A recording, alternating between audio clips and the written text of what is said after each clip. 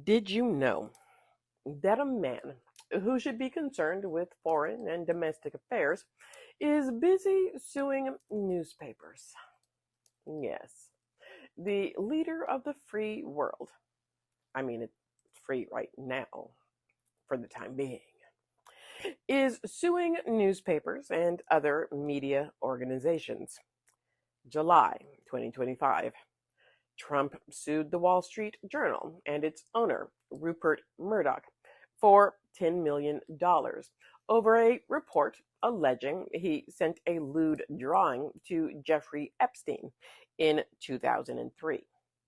Also, in July 2025, he sued CBS, also for $10 million, alleging that a 60 Minutes report deceptively edited an interview with then Vice President Kamala Harris to make her sound more coherent. She is coherent, but I digress. Trump claimed this constituted election interference.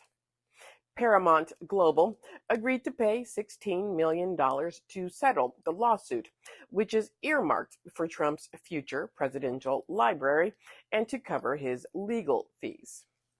September 15th, 2025, he filed a $15 million defamation lawsuit against the New York Times and its publisher, Penguin Random House, accusing them of libel.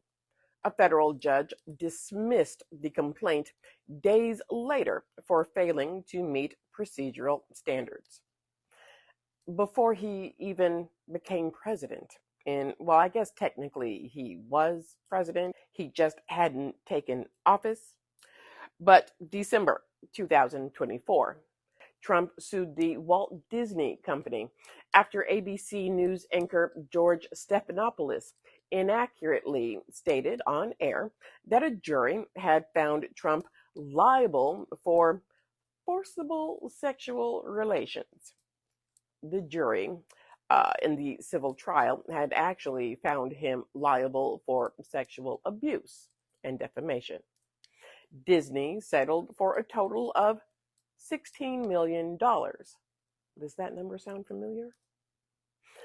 Also, in December of 2024, he sued the Des Moines Register, its parent company, Gannett, and a pollster over a pre-election poll published in the paper.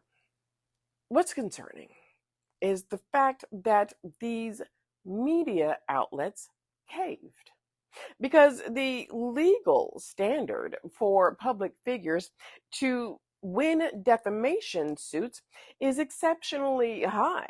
They have to prove malice, that a publication knowingly published false statements or acted with reckless disregard for the truth. Now, with the exception of, I believe, ABC News, reporting the news, even when it's unfavorable, is not libel. Just because you don't like it does not make it defamation. Now, while some of Trump's lawsuits against newspapers have been dismissed, his aggressive use of litigation is widely seen as a threat to the First Amendment, particularly its protections for a free press, because it is an attack on the First Amendment and protections for a free press.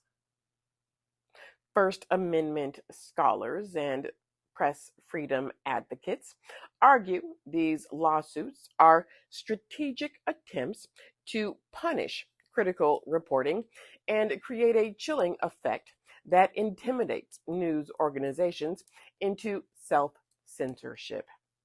Suing newspapers and news outlets for reporting the news, like I said, it's not liable just because the news is not flattering. But Trump needs to be flattered at all times, which is why he surrounds himself with sycophants.